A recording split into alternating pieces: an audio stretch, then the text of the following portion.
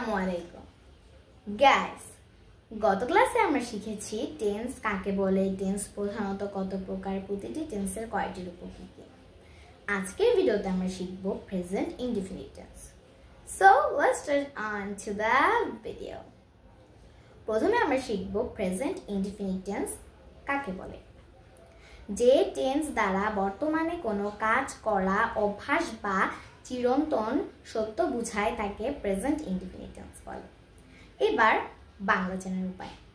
বাংলা বাক্যের ক্রিয়ার শেষে রস্যই দন্তাস্য দন্তান্ন ও অন্তস্থ ও এ অর্থাৎ